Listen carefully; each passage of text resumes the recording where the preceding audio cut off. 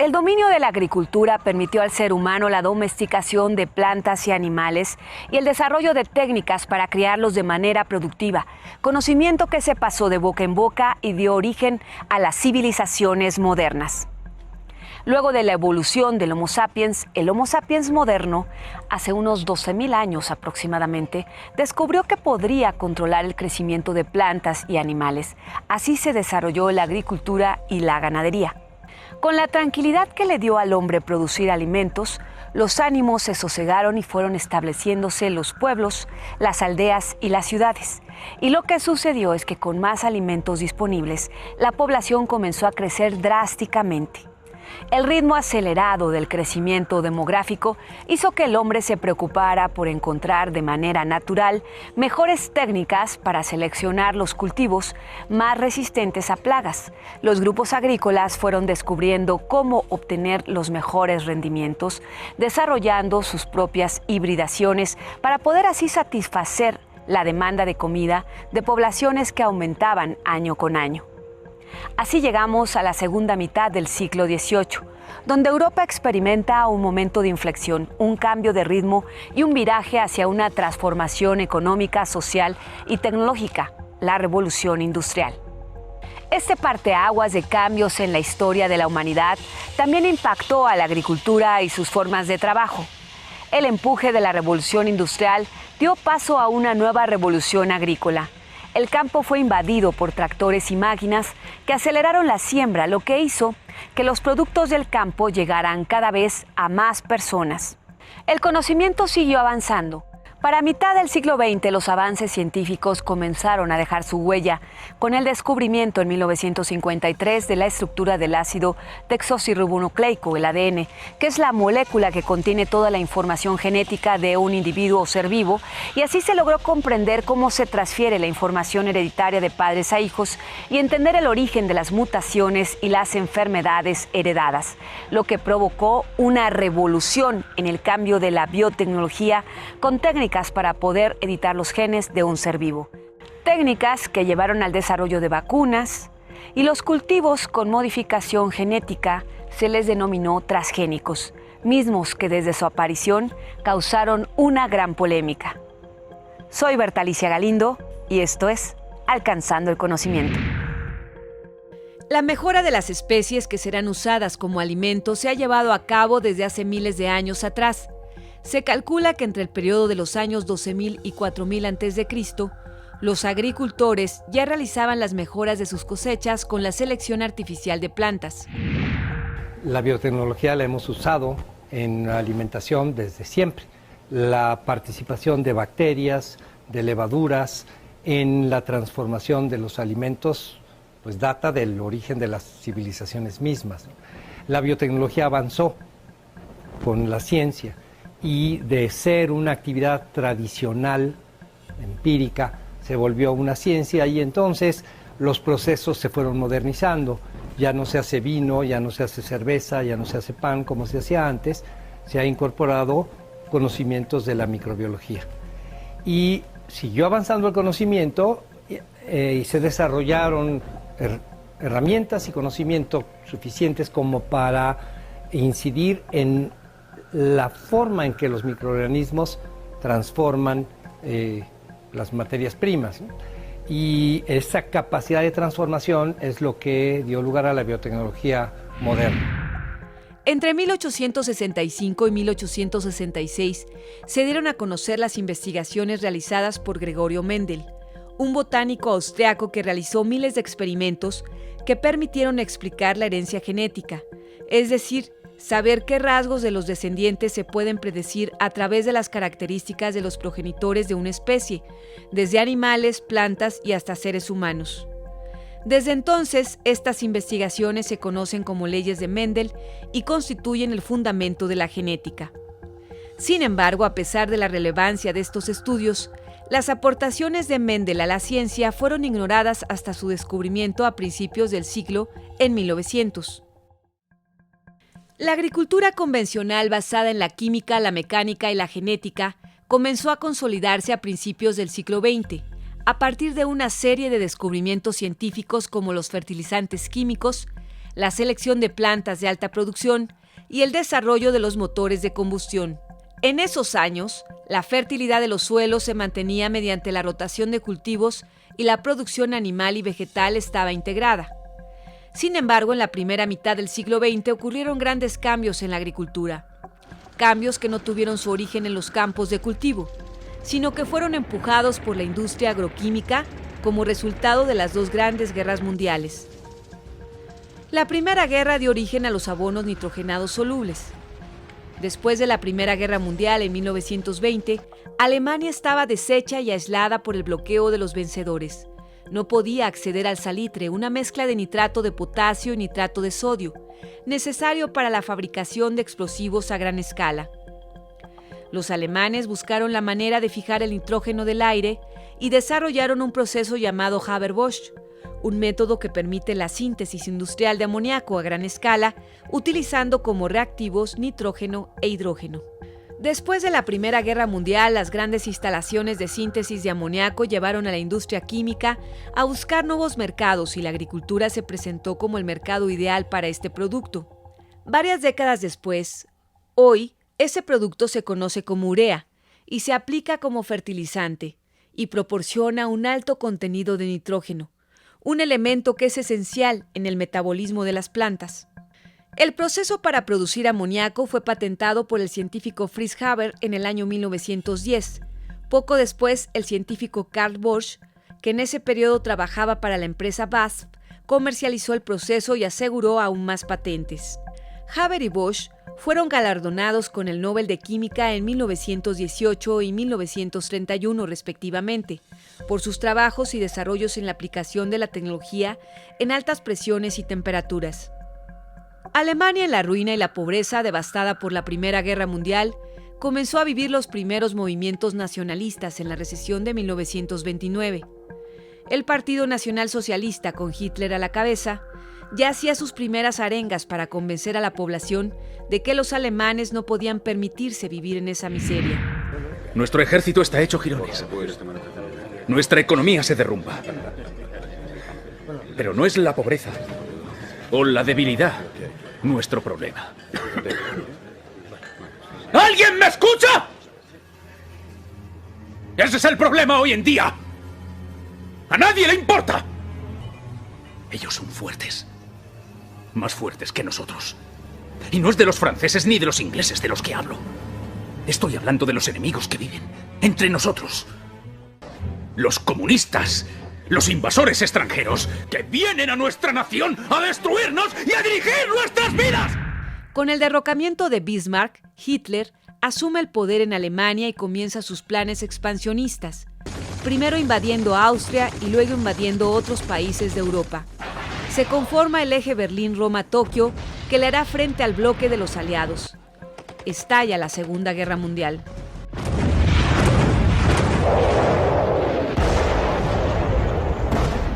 Al terminar la Segunda Guerra Mundial, la agricultura surge nuevamente como mercado para las innovaciones que aparecieron con fines bélicos. El DDT, un químico usado para matar insectos, surgió en la guerra. Fue utilizado por las tropas americanas instaladas en el Pacífico para combatir al mosquito transmisor de la malaria y el paludismo. El DDT fue sintetizado en 1874 por el alemán Ottmar Seidler, que en ese entonces su aporte a la ciencia quedó relegado al olvido. Fue hasta finales de los años 30 del siglo pasado que la firma suiza Heiji encargó a su químico Paul Hermann Müller la búsqueda de un insecticida de acción rápida que fuera inocuo para mamíferos y, por supuesto, para el ser humano. En 1939, el químico suizo Paul Hermann Müller redescubrió y resintetizó el DDT, el cual demostró su eficiencia para eliminar de manera rápida el escarabajo de la papa, que en ese entonces provocaba grandes pérdidas en las plantaciones. En 1944, la ciudad italiana de Nápoles sufría una grave epidemia de tifus transmitida por piojos por la falta de medidas sanitarias en la población. Con la aplicación literalmente de DDT a todos los napolitanos, se cortó radicalmente la epidemia. El DDT se hizo tan popular que Müller se hizo acreedor al Premio Nobel en 1948. El DDT se producía en gran escala, era usado sin ningún tipo de restricción, se aplicaba desde un avión que lo rociaba en grandes extensiones de tierra y se trataba a las personas con gruesas nubes de polvo de DDT que poco a poco les iba cayendo. Después de la guerra, nuevamente la agricultura sirvió para canalizar las enormes cantidades almacenadas de DDT y para mantener las grandes capacidades de producción que habían sido creadas para la guerra. Durante varios años el DDT se usó de manera intensiva sin estudios que demostraran su real inocuidad para los seres humanos y el medio ambiente. Hasta que en 1962, la científica y activista Rachel Carson publicó un libro titulado Primavera Silenciosa, en donde sacó a la luz las primeras evidencias de los efectos negativos del DDT. Su libro provocó una auténtica revolución de la opinión pública, que se indignó ante un sistema industrial que carecía de información sobre los efectos de los pesticidas para la salud y que solamente se abalanzaba por el lucro, por las ganancias económicas a toda costa. Si la exposición al DDT es de corta duración, esta sustancia irrita los ojos, la piel y el tracto respiratorio. Puede causar efectos en el sistema nervioso central, dando lugar a convulsiones y ocasionar hasta fallos respiratorios. Una exposición excesiva al DDT puede afectar a la glándula suprarrenal, al cerebro, hígado, nervio periférico, sistema reproductivo y al feto, pudiendo provocar cáncer y tumores.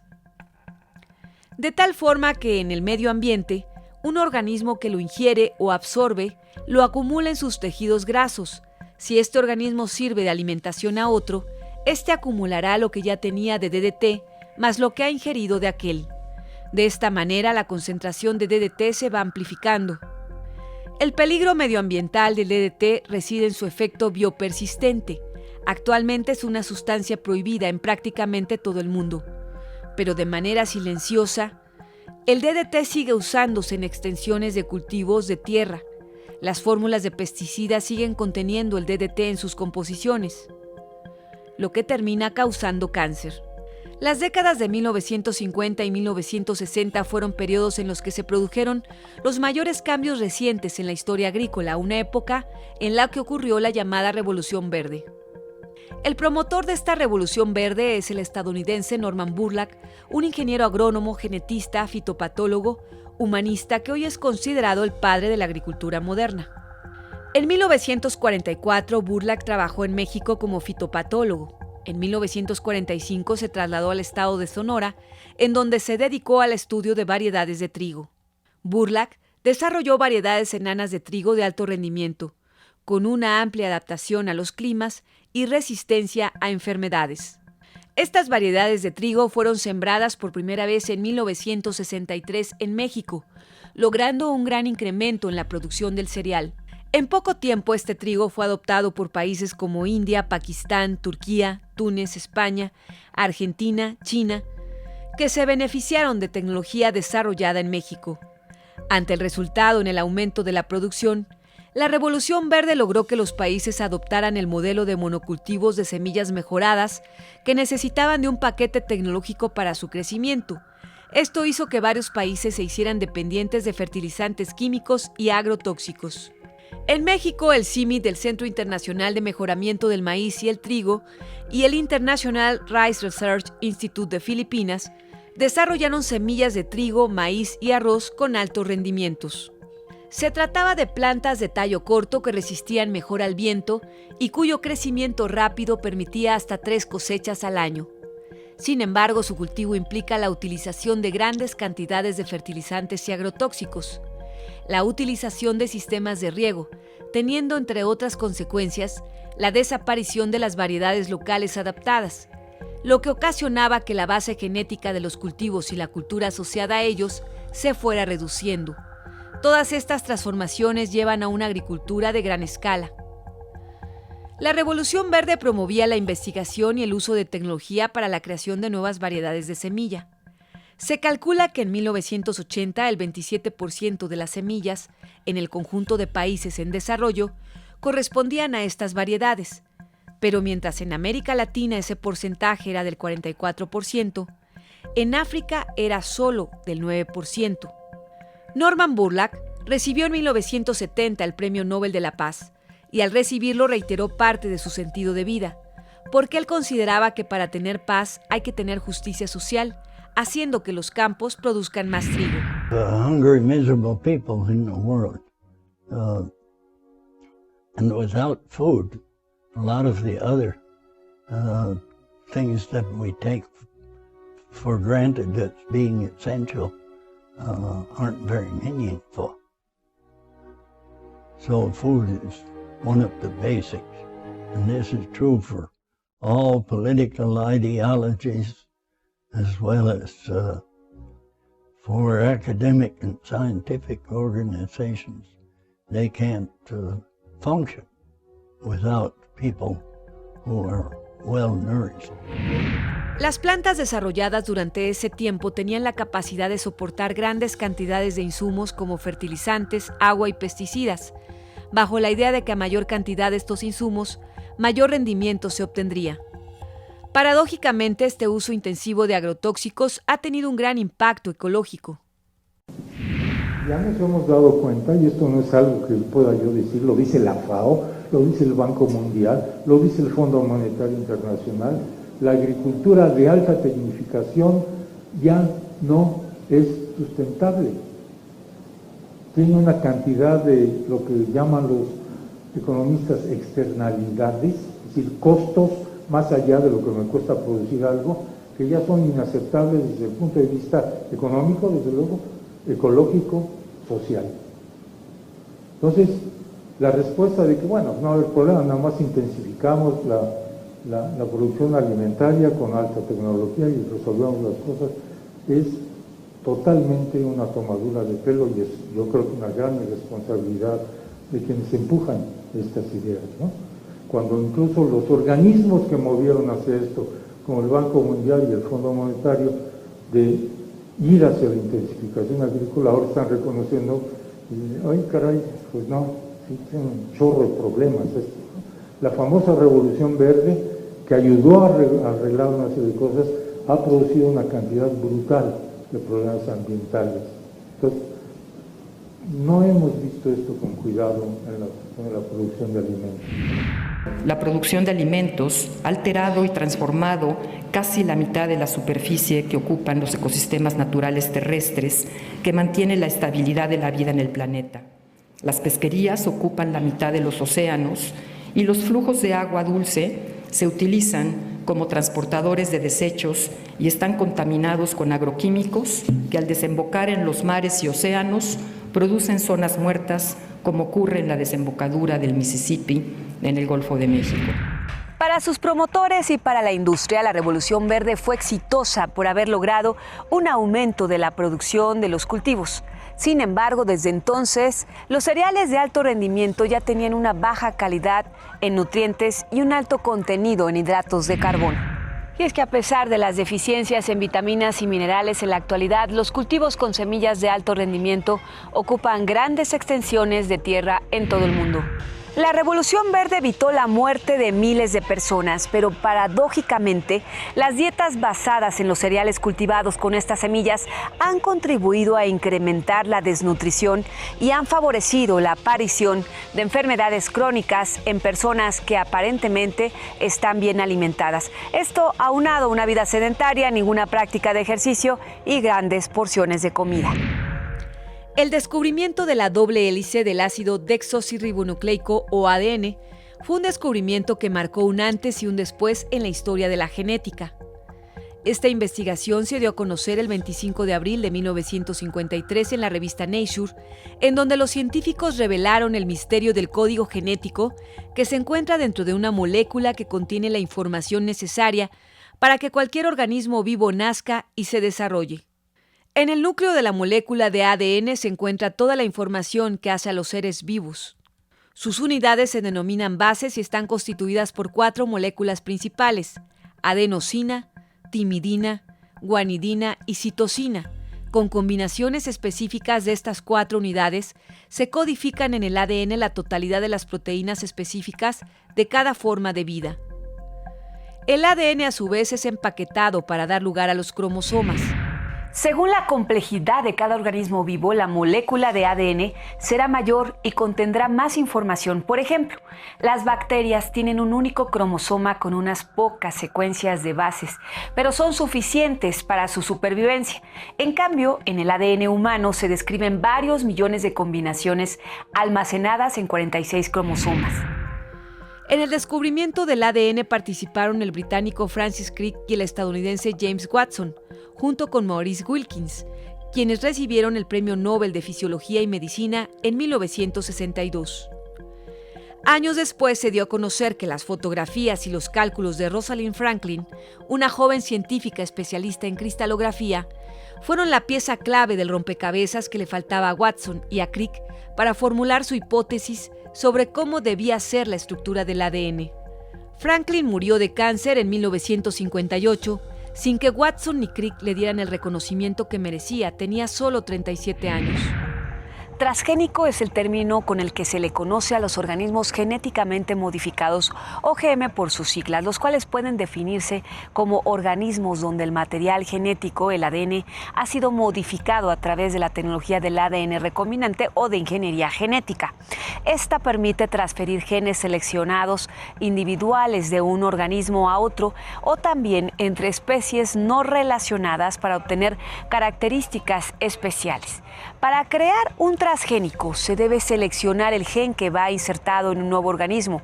Por ejemplo, el gen que permite a ciertas especies de peces sobrevivir a muy bajas temperaturas es insertado en las fresas para hacerlas resistentes a las heladas. Para efectuar la selección, previamente se tuvo que descifrar una parte o la totalidad del genoma de la especie. Para producir un transgénico puede utilizarse dos métodos. El primero, llamado de identificación, se reconoce el gen o el material genético que hará a la planta más nutritiva, tolerante o menos susceptible a enfermedades o plagas. Con el método de transformación y selección, los investigadores emplean el microorganismo llamado Agrobacterium, descubierto hace más de 100 años para transmitir genes a las plantas.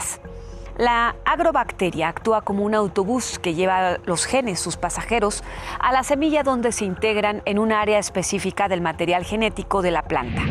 El ADN está compuesto por una secuencia de unidades simples llamadas nucleótidos, que a su vez están formadas por un grupo fosfato, una base nitrogenada y un azúcar.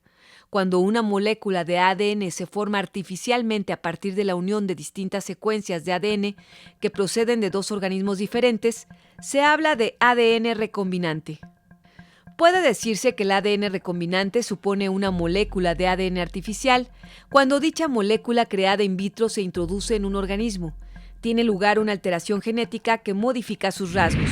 Mientras antes la insulina se obtenía de cerdos, de páncreas de cerdos, ahora se produce por una bacteria, Escherichia coli, que se cultiva en reactores, pues como los que tenemos atrás de nosotros.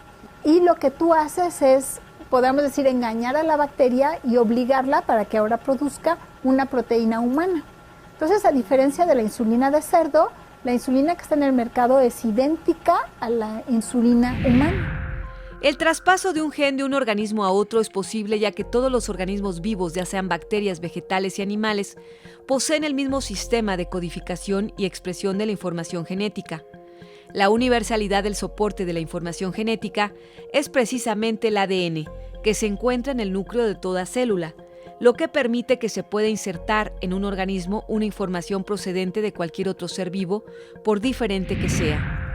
La razón, insistimos, más importante que permite la transgénesis y la construcción de los transgénicos es que la estructura general de la doble hélice del ADN es compartida y es la misma en todos los seres vivos, plantas, animales, bacterias, humanos.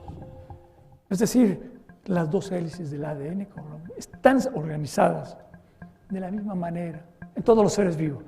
Lo anterior implica, insisto, que cuando un fragmento de ADN es introducido por transferencia horizontal, por ingeniería genética, el ADN foráneo, si no es degradado por la célula, puede incorporarse como parte del genoma de la célula receptora. Así el ADN foráneo o transgene pasa a formar parte del genoma de la célula receptora como un nuevo segmento de ADN, permitiendo nuevas. Mediante un proceso llamado transgénesis, es posible tomar genes de una especie y forzarlos a entrar al ADN de otra totalmente diferente, eligiendo y combinando especies que normalmente nunca se hubieran cruzado entre sí y hacerlos expresarse en su nuevo entorno. Se aplica a microorganismos desde 1973, animales desde 1982 y a vegetales desde 1983. En este caso, trabajar con proteínas recombinantes, ¿qué le da a la ciencia? Bueno, el entender, el permitir expresar la proteína de una forma controlada fuera del organismo original ha permitido avances científicos muy importantes. Por ejemplo, lo que yo te dije, poder entender cómo se ensamblan las proteínas es mucho más fácil si ahora tú, utilizando la tecnología del DNA recombinante, puedes producir mucha proteína y estudiarla in vitro. También este tipo de tecnología se ha utilizado para hacer que ahora la célula produzca, por ejemplo, su proteína original acoplada a una proteína fluorescente. Entonces yo sé cómo está el estado de la célula simplemente siguiendo a lo que llamamos una proteína reportera, una proteína verde o roja que te permite incluso ver hasta a simple vista que la célula está produciendo esa proteína. Son herramientas experimentales muy poderosas.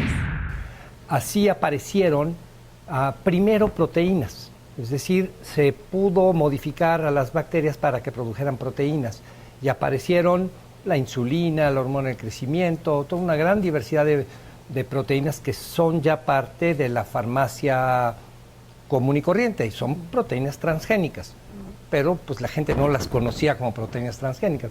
Es más, probablemente la gente no sepa que muchos de sus medicamentos son proteínas que vienen de un microorganismo modificado genéticamente.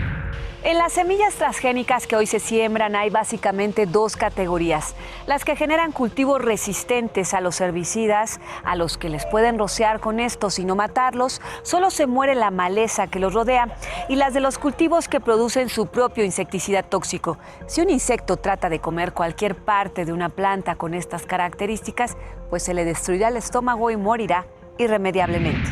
Únicamente en el catálogo de transgénicos hay dos tipos de transgénicos. Uno que produce su propio insecticida y otro que resiste grandes cantidades de herbicida. Con la transgénesis se logran cultivos más resistentes a los ataques de virus, hongos o plagas y la creación de cultivos resistentes a pesticidas. Y la otra característica que tiene es la resistencia a herbicidas. Los herbicidas, cuando uno siembra un cultivo, hay muchas hierbas nativas en la zona que crecen más rápido que las plantas domesticadas, que los cultivos, el maíz, el arroz, el frijol, etc. Entonces, para poder tener una productividad hay dos alternativas. Lo que los agricultores pequeños llaman desquelitar, que es cortar las hierbas a mano, y entonces pues requieren que toda la familia, en lugar de los niños ir a la escuela, se queden en el campo ayudando al papá a cortar las malas hierbas, o utilizar herbicidas químicos que maten a esas hierbas. En 1986 se creó la primera planta genéticamente modificada, una planta de tabaco a la cual se añadió a su genoma un gen de resistencia para el antibiótico canamicina.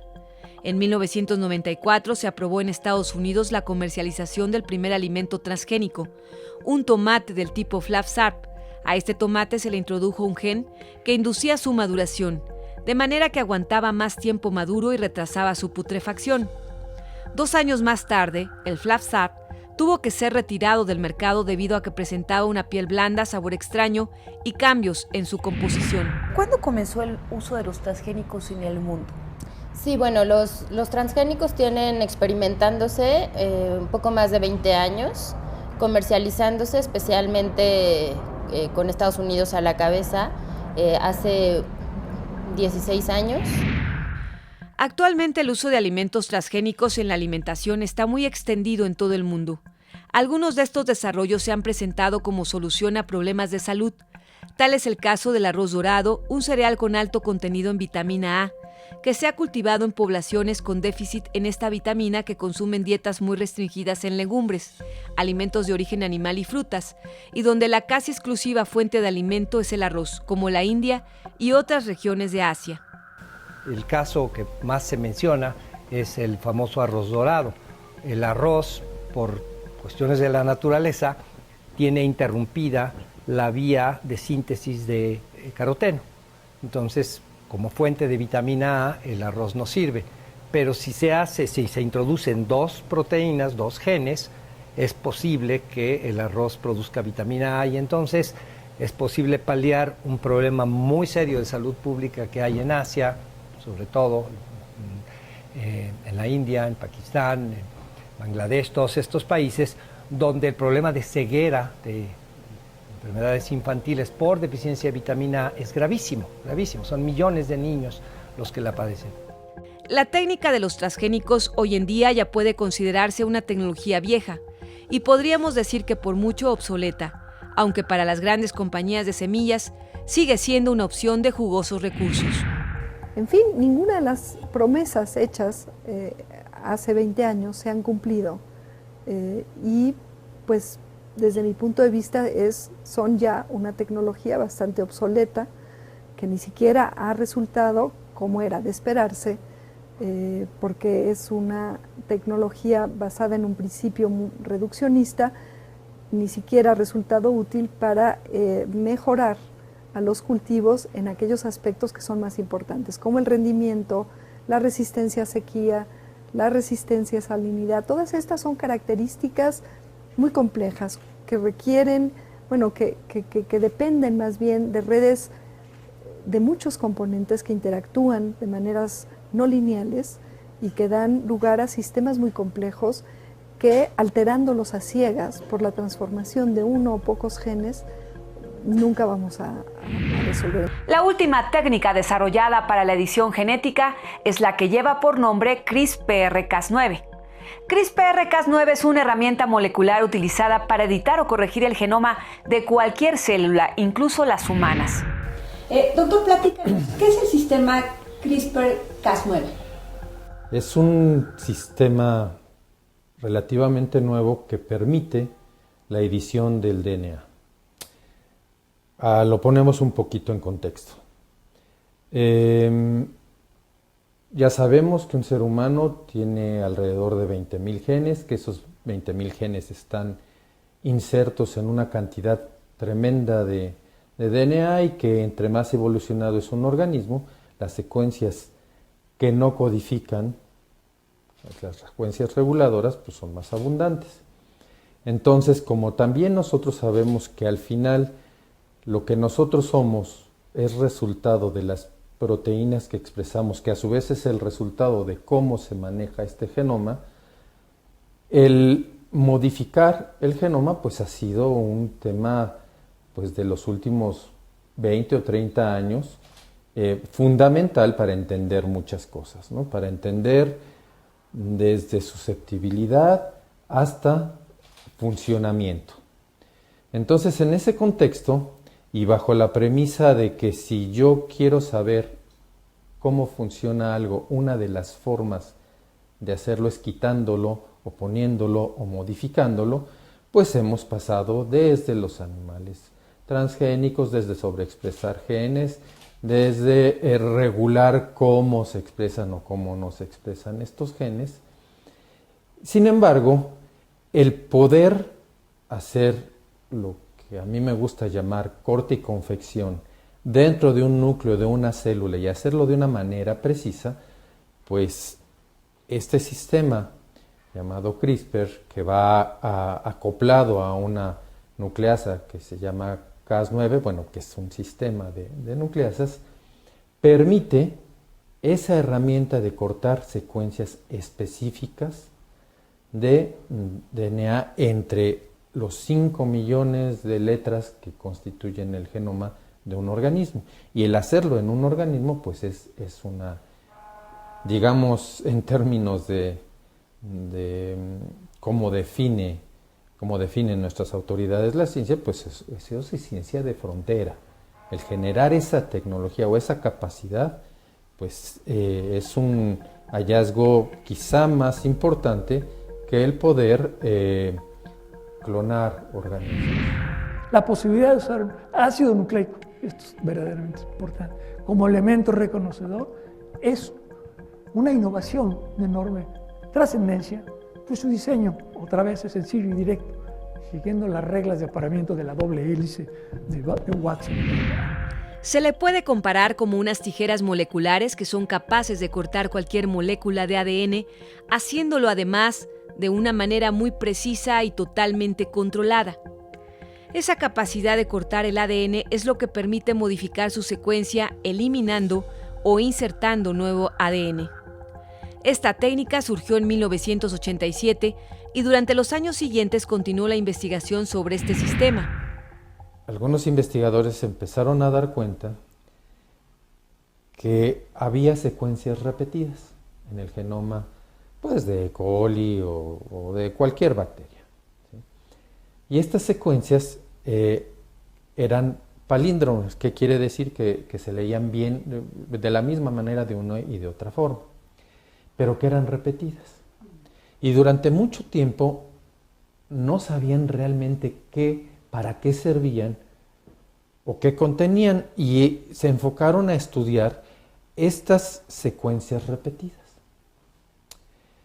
Lo que realmente revolucionó el conocimiento fue cuando, en vez de estudiar estos pequeños cassettes repetidos, estudiaron lo que estaba entre esos dos cassettes, por así decirlo, que le llaman, en inglés le llaman spacers, porque son como espaciadores, esas secuencias.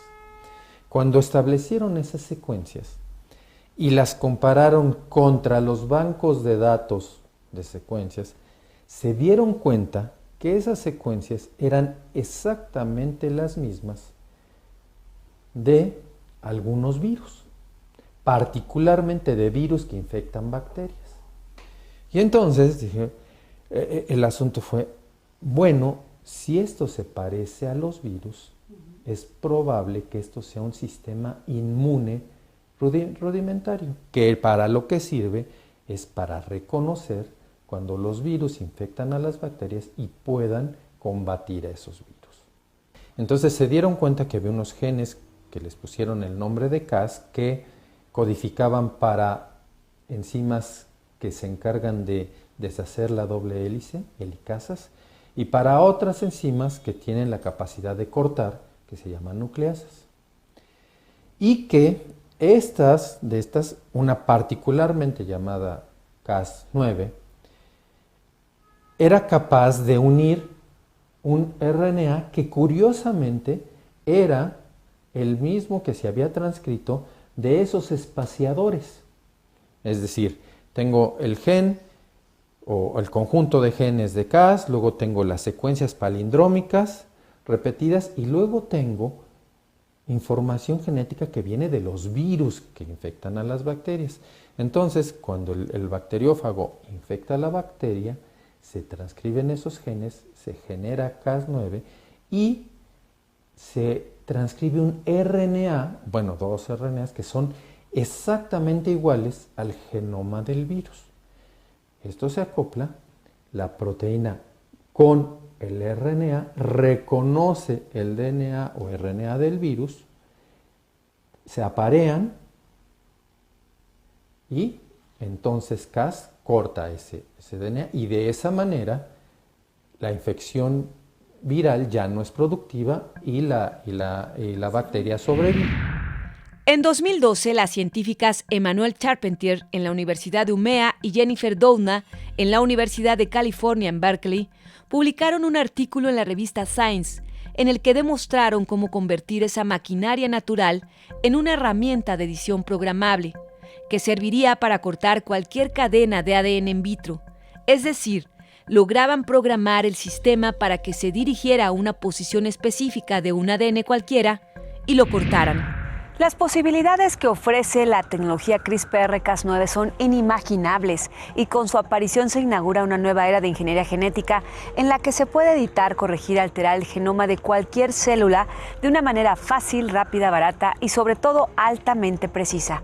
El campo de la agricultura es una de las áreas donde se puede utilizar esta técnica del CRISPR-Cas9 para mejorar y desarrollar nuevas variedades de plantas y animales con características genéticas concretas, modificar bacterias y otros microorganismos para la industria, principalmente la de alimentos. Pero aquí hay todo un debate. Si lo vemos desde el punto de vista biotecnológico, pues yo puedo utilizar esa tecnología para modificar a mi gusto el proceso de maduración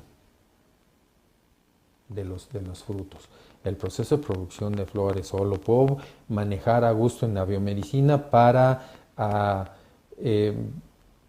modificar patrones de expresión de proteínas defectuosas, por ejemplo, en las enfermedades del metabolismo, en aquellas que realmente sabemos que es un gen el que está defectuoso. Hasta ahora hemos hablado de la revolución verde, de la genética y del origen de los transgénicos, los cuales pues ya están presentes en muchos de los alimentos que consumimos todos los días. Se calcula que el 70% de todos los alimentos procesados contemplan por lo menos un componente derivado de soya o maíz que puede ser transgénico.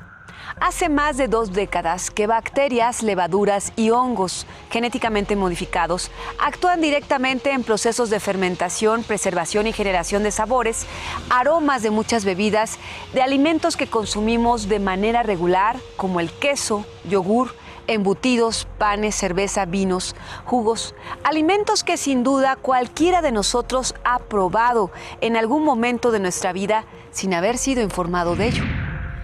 En la agricultura tradicional, los campesinos seleccionan y guardan las semillas para sembrarlas al año siguiente.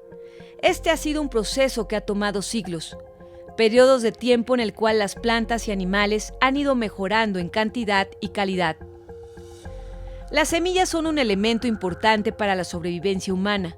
De ellas proviene la mayoría de los alimentos que consume el ser humano. Hasta hace solo algunos años, solo existían las semillas criollas que se han venido heredando de generación en generación. Esto cambió con las técnicas de modificación genética que hacen posible que al seleccionar los genes o series de genes de uno o más organismos e injertarlos en otros, se obtengan organismos con características predeterminadas. Estos avances hicieron posible la creación de una gran variedad de semillas transgénicas, semillas creadas en el laboratorio. Las compañías que producen estas semillas las han patentado y al tener los derechos de la patente no es posible guardar la semilla y se debe comprar cada año, lo que incrementa el gasto de semillas para los trabajadores de la tierra. En los años 80 había varias empresas de semillas en todo el mundo. Las historias de muchas de ellas se remontan a finales del siglo XIX o a principios del siglo XX. Cada país tenía su propia fábrica de semillas por considerarse la alimentación un asunto estratégico de seguridad nacional. Sin embargo, con la globalización todo cambió. Hoy la mayoría de estas pequeñas empresas ya no existen. La producción de semillas está en manos de unas pocas multinacionales. Ellas controlan los precios de sus productos, los cuales en algunas ocasiones son demasiado caras para que los productores medios o pequeños las puedan pagar. Soy Bertalicia Galindo y a nombre de todo el equipo que hace posible esta producción le damos las gracias y como siempre sigan nuestros contenidos en www.alcanzandoelconocimiento.com. Hasta la próxima.